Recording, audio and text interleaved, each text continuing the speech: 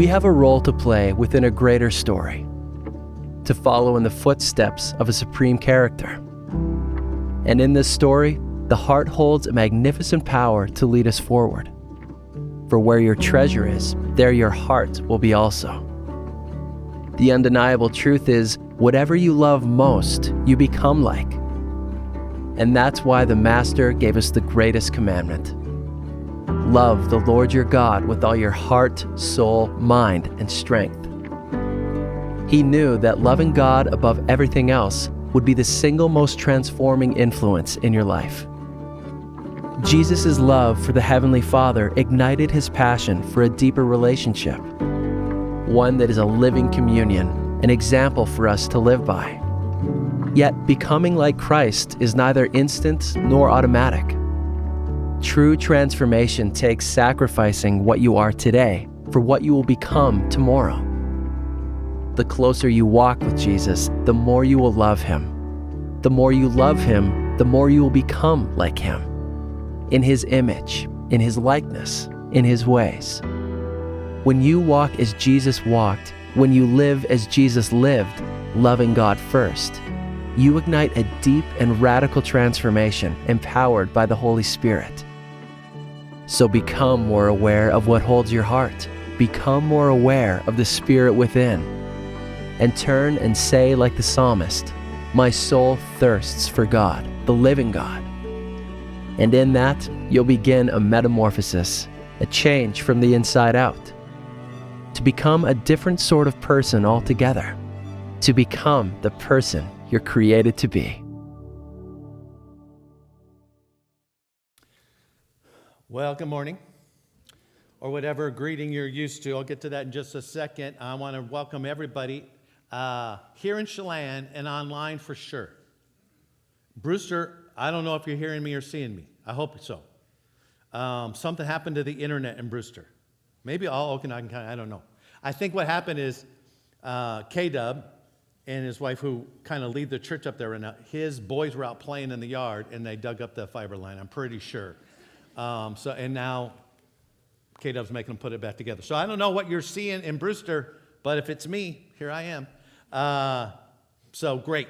Listen, we're in this relationship series. How do you greet people when you see them? Like I just got back from Kauai. I know. I'm independently wealthy, so I can travel internationally in the Polynesian island, wherever I want to travel. My wife loves it when I say that. I just got back. So everybody says aloha, right? And then that word means a different stuff. And I never do that because I think like I'm faking like I'm a local if I say aloha. Like, so when you see somebody, what do you say? What's up? Hello? What's going on? What's happening? ¿Qué pasó? ¿Qué pasa? ¿Qué pasó? ¿Qué pasa? I don't know. Which one of that? I hang out in New Orleans a little bit, Nolens, and because my buddy has family down there and I've been down there quite a few times to fish. In Nolens, even the non-Cajun people say, "Where you at?" Like the first time that happened to me, I meet one of my buddy's friends and they say, "Hey, where you at?" And I'm like, I don't know. I mean, that, and all they're saying is, "What's your story?" Like, what's going on with you? Tell me something about you. When you sit down with someone, and we can't do that when we pass each other, like, "Hey, how's it going?" Like at church, we're the worst, right? "How are you?" "Fine." No, no one cares, right? I'm not being judgy. I'm just like, "Hey, how's it going today?" "Great." And no one expects, "Well, my cat died this morning, and I just got done burying it, and I still have the dirt underneath." No one wants to know a real answer to that, right? And that's okay. I'm not judging. That's okay on Sunday morning. But when you sit down with someone, right? Cross the table, have a cup of coffee or whatever, and you say, "Tell me your story." There's so much honor in that. Maybe a little fear. Like, where do you want me to start? I don't know. Tell me your story. Sometimes we get the story wrong. Have you ever seen a movie where you're watching it and you're like, you have no idea what's going on? And then it ends and you're like, I still don't know what's going on. When I was in youth pastor in California, this is 1988, me and a couple of other junior pastors snuck away and we saw a matinee of this movie called The Big Blue. Listen, it is such a horrible movie. You should see it. Like, it's so bad. You should spend 90 minutes. And when you get to the end, you should have the feeling of like, what? I think the dude at the end turns into a dolphin. You think, okay? The movie ends, and I was a lot younger then. I was a lot sharper, all right, much more hip. I have no idea what happened, all right? I'm not talking about movies like I haven't seen like Inception or The Matrix. I know that the nerdy movies like Lord of the Rings and Chronicles of Narnia and those, I know I don't understand those, all right? But that's me, that's not the movie. But have you ever been watching and you think, okay, I get it. And then bam, the plot takes a turn and you didn't see it coming? How about this movie? What's this movie? Yeah. All the middle school boys, they said Frozen, then they're embarrassed that they knew it was Frozen. Yeah, it's Frozen. In the movie Frozen, we think we understand the plot at the very beginning, all right? There's a girl and a boy, right?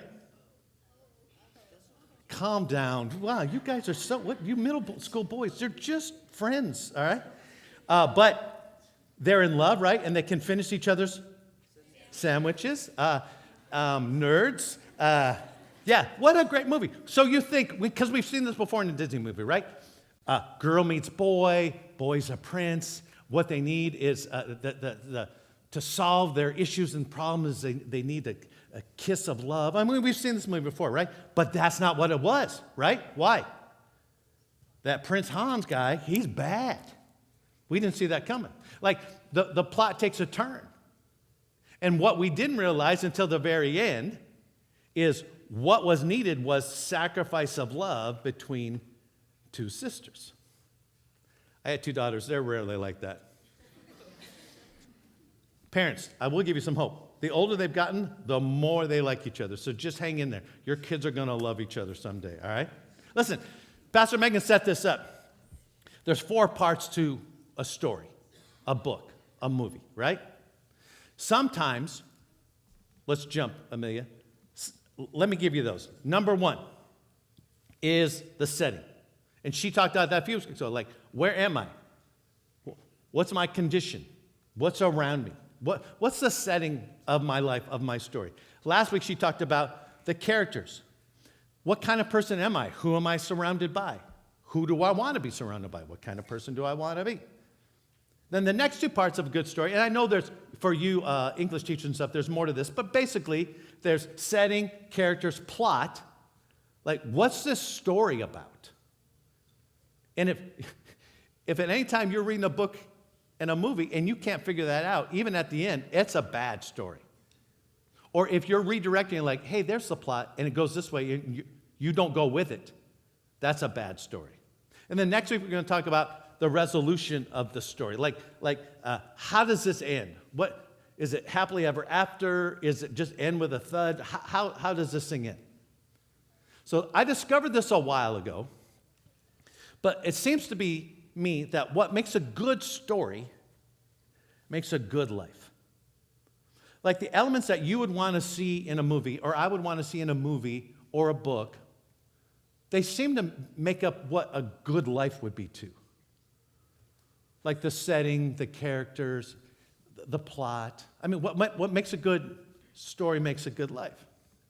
So all I want to do in the next 20 minutes or so is to offer you this question and have you hopefully come up with an answer, or at least think through it in the next few days or weeks or so. And that is, what's keeping you from living a good story? Like if all the elements of a good movie, a good book are here, and a lot of those things make up a good story, what's getting in the way of you living a good story? You live in the story you want to live?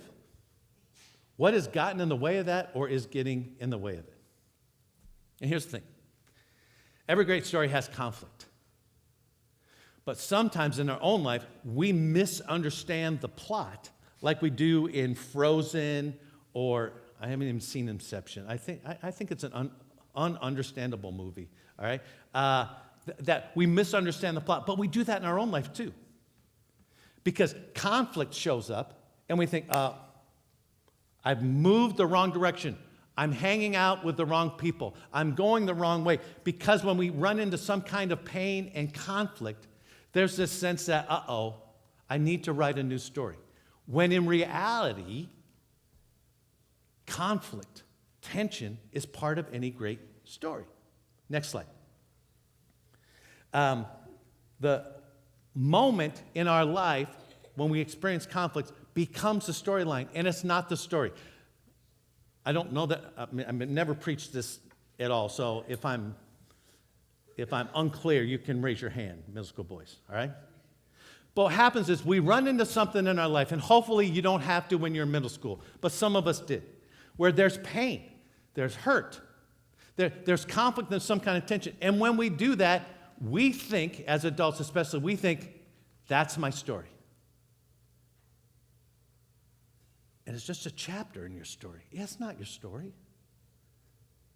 We have misunderstood the plot. We're cruising along, and life is good, and then it goes bad. And then we decide, oh, man. I mean, that can be in a marriage. Like you're cruising along, you thought you were getting married happily ever after, and something bad happens to you, and you're like, my story's done. I'm divorced. You cruise along. It could have been your faith. You cruise along, you're like, everything's fine. But then God doesn't come through for you in a certain way, or you prayed about something that didn't happen, and you're like, that hurts. I need a new story. Because I don't want to continue living out a story that has pain and conflict and tension in it. So sometimes I, maybe not you, have misunderstood the plot in my story. And just go with me for a second here. Just pretend. If God is writing my story, and at 62 years of age, I know He is, then I can look back and I can look forward, knowing that whatever pain and tension and hurt is part of the story, that's just chapters in my story. That ain't my story. Because the goodness of God has always been faithful in my life, in the midst of disappointment, hurt, and pain. Let me put it in one slide. When offense, pain, and difficulty become the plot, the story of our life, we see ourselves as a hero, everyone else becomes a villain, and justice becomes our responsibility. That is a lot of weight to carry. You're the good guy, everyone else is the bad guy, and it's your job to fix all the pain and problems in your life and other people as well.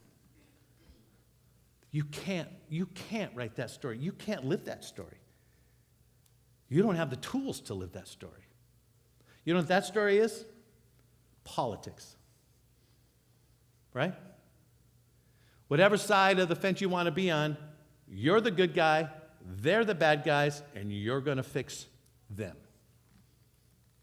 No way to live. It's not a good story. That doesn't make a good story. So, our response, and I'm going to spend the rest of the time talking about it. What's keeping you from living a good story? Our response to the conflict, the tension, the pain that comes into our life, into our story, is the key to our story. It's not our story. How we respond is our story. We could flip on the lights and I can have you all raise your hand to answer this question. We're not going to do that. But especially if you're over 10 years old, have you ever experienced any painful stuff in your life, in your story? And all of us would raise our hand. Some of you have experienced way more pain than me. Some of us at different times. I've experienced way more pain than you in different times of my life. So listen, moving forward, I'm not diminishing any pain, difficulty, tension, conflict that you have been through in your life. If you leave here and says, Kyle doesn't understand it, Kyle doesn't get how hard life is. Yes, I do. And I don't understand your pain, and you may want to come up here at the end, I'll give you the mic, and you say, here's my story, and then I would say, oh yeah, wow. That is your story. Your story's pain, and that you should just go live with your pain. But it's not just a chapter. And our response to the conflict in our story is what makes our story good or bad, exciting or boring. Your response to conflict in your story reveals who you are. I say this all the time. I'm not being insensitive, trust me. Who you are before you get a diagnosis of cancer is who you are when you get cancer. All right? A diagnosis of cancer doesn't doesn't create your response and your attitude. It reveals your attitude. So like being positive and encouraging and kind is super important before you run into some kind of conflict and pain. Your response to your conflict determines your success or failure in your relationships. Because guess what? Thank God my wife is back in Real Kids today. I don't have to bring her on stage. If we brought her up here and we said, hey, over 40 years ago, when you married Kyle, have you experienced any pain or conflict or tension with him in your 40 years of marriage? Obviously, she would say no, and then I would say, yes, I have, because Darlene's very difficult to live with. Yeah, listen, your attitude, your response to conflict is going to guarantee you success or failure in the future. And we always want to think, that person's bad, I'm in a relationship with a bad person, but maybe your response is not good. And I'm not talking about abuse or being disrespectful. I'm not talking about that. But maybe it's your response to your situation that's the problem. My favorite pastor, Chuck Swindoll, man, he's 90 years old. I just saw a thing today. He's been married 70 years. He's still pastoring. He still gets up every Sunday and gets it done. He says, we cannot change our past. We cannot change the fact that people will act in a certain way. We cannot change the inevitable. But I am convinced that life is 10% what happens to me and 90% of how I react to it. And I know that some of you in the midst of pain are like, preacher stuff. I think that's life stuff. There's so much pain. The world's broken. The world's messed up. I'm messed up. My response is key. So our response to the conflict is key to the story, and it's always my choice. Right? There's so much, that's a whole sermon right there. But I want to continue because I want to finish. I want to tell you a story. It's a real story. It's not a fairy tale. It's not everyone lived happily ever after. All right? It's taken from the Old Testament in the Bible. It's history. Don't even have to argue it because there's enough proof that these things happen. You can decide the miracle part of whatever or God's part in it. But here's the story. It's a giant story and filled with an enormously huge problem. I'm going to give you in 45 seconds what it probably took me 7 years of Christian school and seminary to figure out, all right? But here's a little background. Remember Joseph and they had a movie about him, and then there was a musical about him. Joseph is a leader in Egypt. Joseph was a Hebrew kid. Maybe you remember this if you went to Sunday school. He's one of like 12 brothers or so, 12, 13 brothers, and he gets sold because his brothers hate him, all right? Because he's a little bit arrogant, and he's his dad's favorite, and he let everybody know it. He didn't deserve to be sold as a slave and almost killed, but you wouldn't like him if he was your brother. So he gets sold into slavery. He shows up in Egypt, which is not his people. Egyptians are not Jewish people. It was not him. But he shows up there. God raises him through this incredible story, and he gets to be second in command of Egypt. A huge famine breaks out. He had a plan and was prepared, so there was plenty of food. And so all these people from all these other countries showed up because they needed food. All right? Now, all these people, these Jewish people, relatives of Joseph, God's chosen people way back when, the Jews, the Israelites, they all show up in Egypt because that's where their food. Now listen, parents, you can clean this up with your middle school boys at home. The Jewish people really liked each other. So there was a lot of them. And there kept being more and more and more. How that happened, I don't know. Ask your mom, all right? So pretty soon, there's more Jewish people in Egypt than there are Egyptians. And the Egyptians are like, we got to do something about these people. They're going to take over.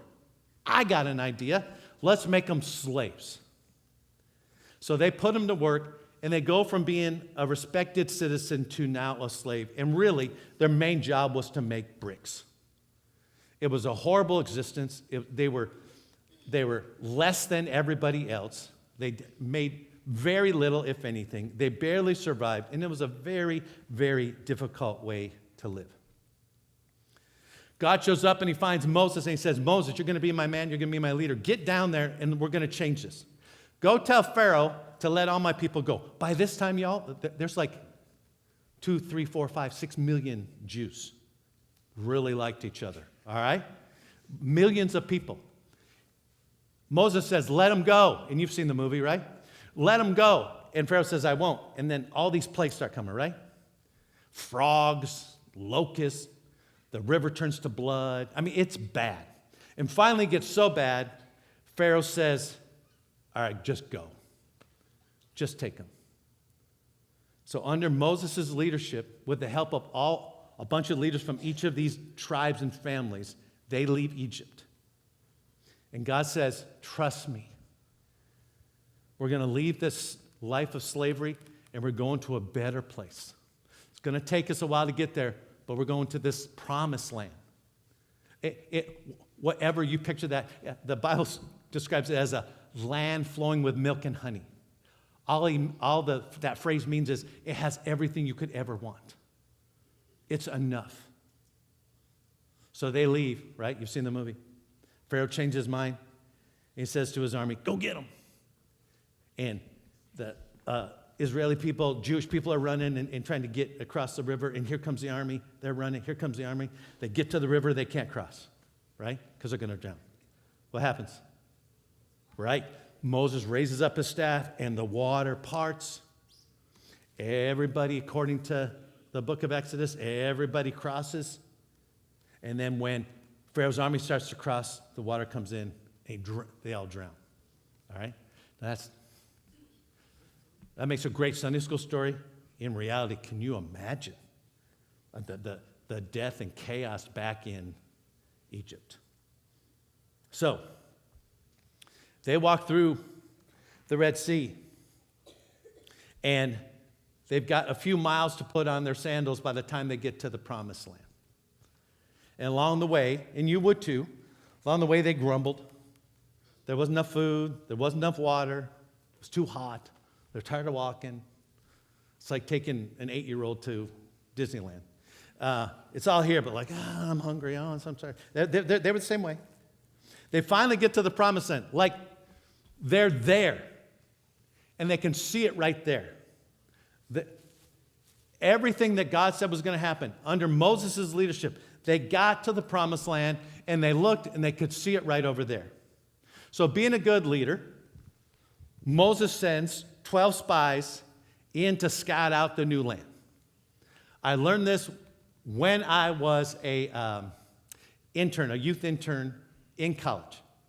Never take a group of kids, middle schoolers or high schoolers, someplace you haven't been before. Don't load up the church van or the church bus and drive over to that place when you don't know where to park. You have never been there before. I learned that early on, and that is legit. Moses is saying, we're not going to go into this place until we know what's there. So he sends in these 12 guys. And these were the cream of the crop guys. 12 of them from each tribe, from each major family of the Jews. This was the leader. Like each leader was probably a leader over hundreds of thousands of people. They were quality people. And he sends them in and he says, get in there, scout it out, tell us what's going on, come back so we can all celebrate and get on in there to our promised land, get our houses, get our land, get living. And this is what happened. They came back to Moses and Aaron, Moses' brother, and the whole Israelite community at Kadesh in the desert of Paran. There they reported to them and to the whole assembly. How this happens, I don't know. The 12 of them come back, and they're going to tell everybody. Was there a system of, I say it here, and it goes 10 rows, and then someone from that 10 rows goes, I don't know. But everyone's gathered there. And they've been walking in the desert, waiting for this moment. It's right there. They gave Moses this account. We went into the land to which you sent us. And it's exactly what God said. It does flow with milk and honey. It's everything you could ever imagine. In fact, look at this. We learned earlier that the grapes were so huge that two of the dudes had to carry out a vine by themselves. They were huge grapes. It was like more than you could ever want. It was enough. The report initially was there is abundance and opportunity. That the God who directed us here can be trusted. Because he told us our story was going to be promised land. He told us our story was going to be abundance. He told us our story was going to be opportunity. He took us out of a bad place. And even though we whined and complained, as we scout out this new land, yes. But, and Moses, as opposed to a lot of hip-hop guys, did not like big butts. He cannot lie. But the people who live there are powerful. And the cities are fortified and very large. And you'll never believe this. The descendants of Anak are there. Now, you don't know who they are. Everyone there did. And when they said descendants of Anak, the whole crowd went, oh, we are doomed. Anak, listen, look it up yourself. Chat GPT it. Do whatever you want. It's really weird. But in Genesis, these angels came down and they made friends with humans. And they liked each other a lot. And they made babies. Yeah, I know. It's like Lord of the Rings. I don't understand it either. And now you have these remember David and Goliath, those giants from Gath, he and his brothers, they're huge. Anak, the descendants of Anak, same thing. They're huge, they're giants. And immediately the people heard, there's the promised land. It's everything God said. Look at the fruit. Look at the result. This is going to be great. But the message they heard was, there's no way it's possible. It's too hard. It's too dangerous. I'm too scared. Then one of the 12, his name is Caleb. We're going to talk about him next week also. He steps up and he silences the people because they are grumbling, complaining. And they're like, this is horrible. Caleb says, let's go. We should go and take possession of the land, for we can certainly do it. He's like, let's go. You know what everyone else said? Not going. 10 said no. 2 said go. Of the 12 people they sent in there, Caleb and Joshua said, let's do this thing, because the same God that got us out of Egypt and got us here can get us in the promised land. And 10 of them said no, and the rest of the crowd said, you're right, we ain't going. Because the conflict and pain in their story, they believed was their story. They didn't understand that God was only writing a chapter. And when they got to the other side of that thing, there was abundance and opportunity that they would never understand. These 12 dudes saw the same thing, and it came to a different report. What giants are spoiling your story? What's the thing that's getting in the way? Pain, disappointment, failure, betrayal. I'm not breezing through those things because they're not important. I'm breezing through those things because we're running out of time. I mean, what sits on your soul and your heart and has been sitting there maybe a long, long time? And you think that is the sum of who you are and what your story has been. Our response to that dictates our story. Let me give you, here's some story stoppers. This is what happened with the 12 guys went in, right? 10 said no, 2 said go. 2 said wow, 10 said how are we going to do this? You maybe work with people like that. Like, hey, I have a good idea. Like, we can't do that. Don't lead with how, lead with wow. Let's see what God's going to do. Doubt. They said, we can't go up against them. They're stronger than we are. Like, they continue this conversation. They're insecure. These guys, these 10 that said no, said, when we got there, we felt like grasshoppers. And you know what? They knew we were grasshoppers too. We felt inferior, but they knew they were better than us. We're scared to death. We're in fear. If only, listen to this, fear. If only we had died in Egypt. And if only we had died out in this wilderness. Why is the Lord bringing us to this land only to let us fall by the sword? Why would a good God take me from a slave, bring me out here, and now I'm just going to get killed by somebody that's a giant and I look like a grasshopper? What are you doing, God? And they're critical. All the Israelites grumbled against Moses and Aaron. Like, what have you done here? And they said to each other, we should just choose a leader and go back to being bricklaying slaves.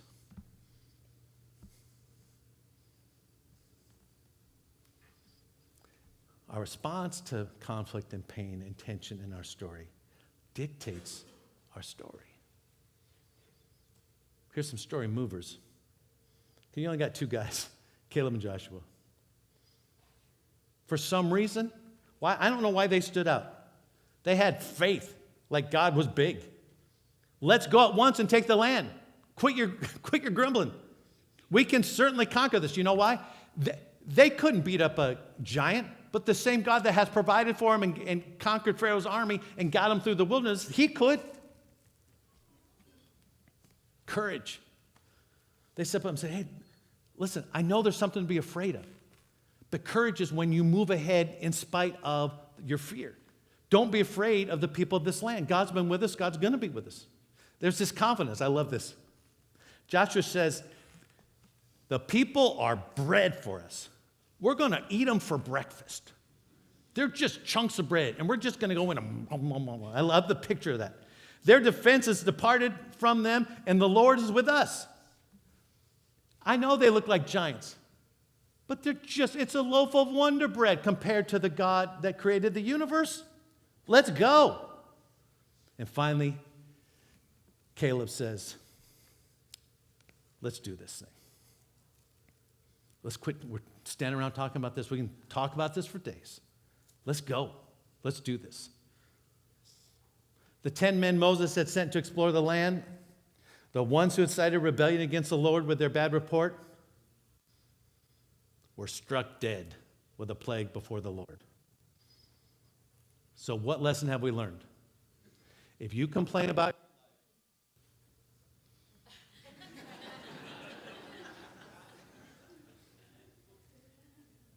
God's going to strike you dead. That's not the point. Why did that happen? I don't know. And I'm with you. Like sometimes in the Old Testament, you're like, hey, God, you need to calm down a little bit, right?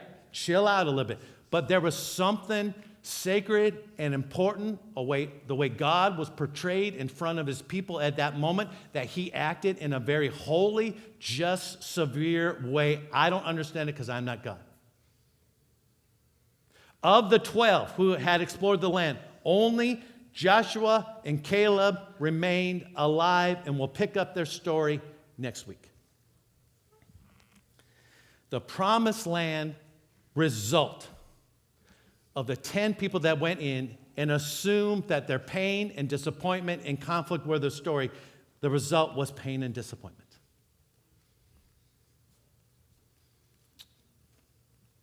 Let me give you a couple things as we wrap this up. Some story adjusters. As your story moves in a direction or has moved in a direction, here's some things to think about. And they're going to come across a little bit preachy, a little bit pastor talkish, and we'll unwrap them a little bit more next week. But as you experience pain, and I'm not diminishing the pain you've been through, some of you are right in the middle of a heap of pain, and your next sentence, tomorrow, feels painful because you don't know how to deal. I get that.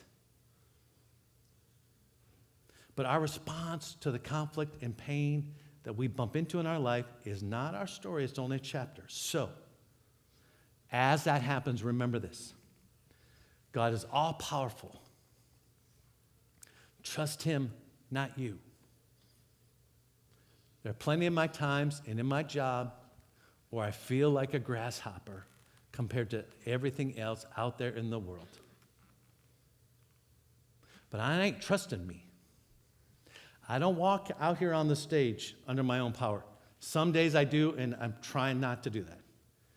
Every single Sunday, I'm asking God, come on, you got to go before me. You got to speak through me. God, I don't have anything to offer except a couple of jokes. That doesn't change lives. You do.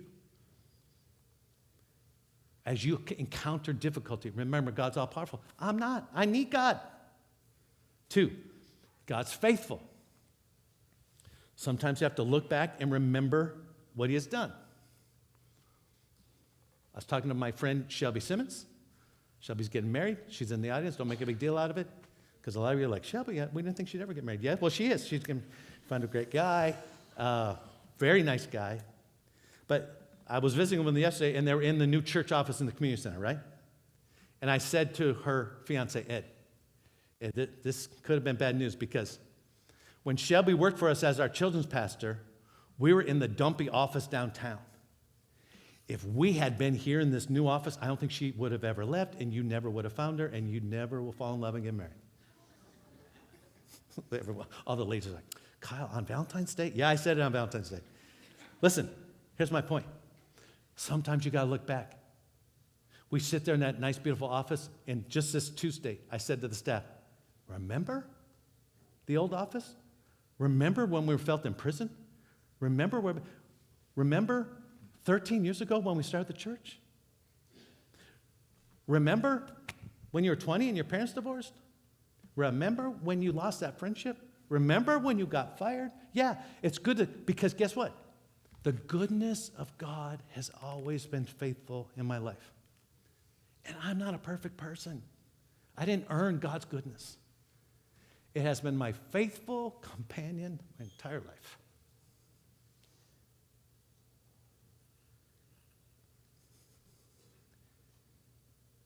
And you got to stop and look back sometimes to see that. Third, God is not popular. Ignore the majority. I know that's a touchy one. But living sacrificially, kindly for people, and loving, and meeting people's needs before your own, and following the example of Jesus, when we understand that God loved us first so that we could love other people, that's not a popular way to live. And you may have to think and act differently than the circle you're around. And finally, God's not forgetful. You can expect his blessing. I wrote that one down, and I took it out, and I wrote it down, and I took it out, and I wrote it down, and I took it out. Because when I was growing up, I thought that God's not forgetful. When you do something wrong, he's going to make you pay for it. God is not forgetful. When you do something right, you get a reward for it. That's not reality, and that's not the teaching of Scripture. But there is a sense that in the midst of your pain, God hasn't forgot about you. God hasn't changed.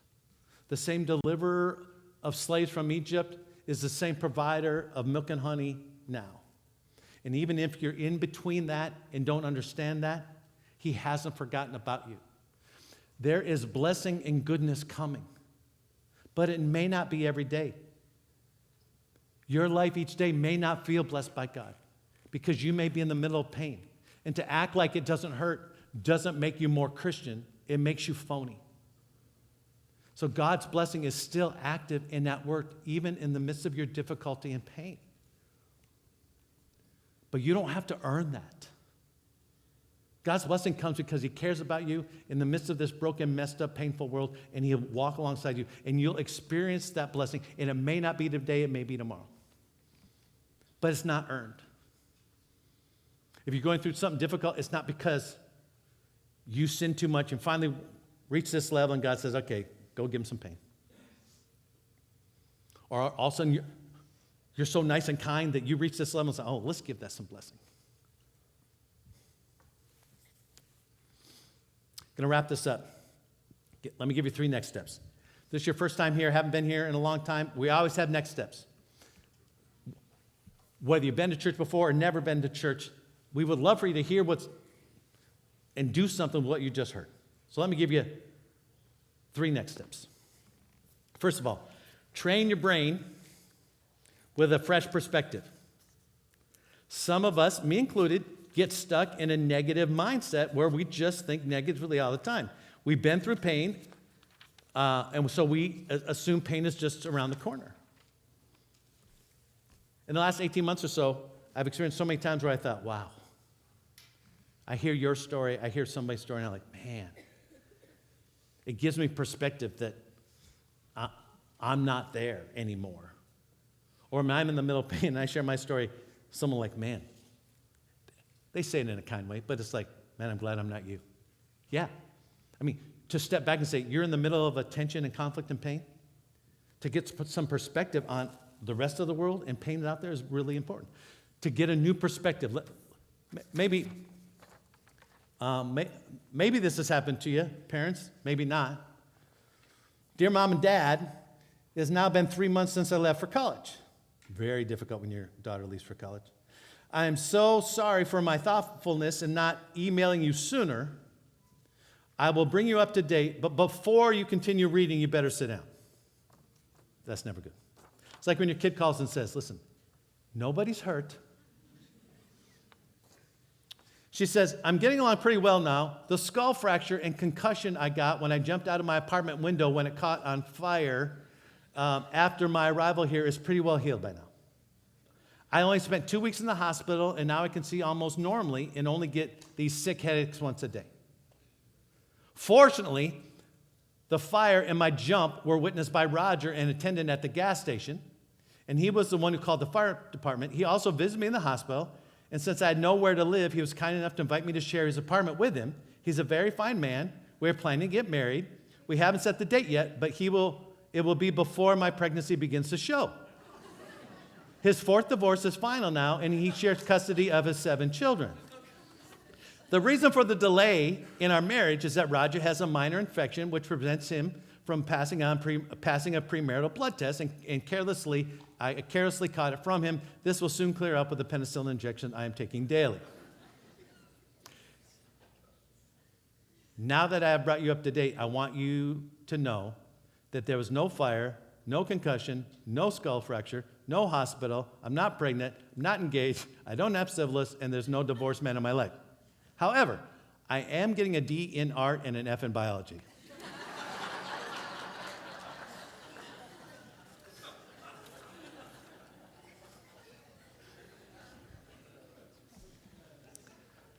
Next step 2. Just start speaking positive words. I don't have time. I got to go. Quit being negative. Quit saying negative things. Quit looking for the worst in people. Get off of Facebook. Quit your dirty dances on TikTok. I don't know what you do on TikTok. I don't have it. Listen, just be positive. There's plenty to complain about. If you've got a couple good friends, a spouse or whatever, that you can sit down and share your heart with and you can be honest with, oh, good. But balance that out a little bit. Everything can't always be negative. If you were always negative, people are going to stop listening to you when you have something to really say. I know this sounds harsh, but just be nice. Be positive. Your brain's not going to rearrange if you keep doing the same thing over and over. You're like, I don't feel positive. I don't care. Use positive words. Sometimes you have to act positive in order to become positive. I'm not telling you to be phony or deny your pain or deny what you're going through. But most of us lead with negative. Just start speaking positive words.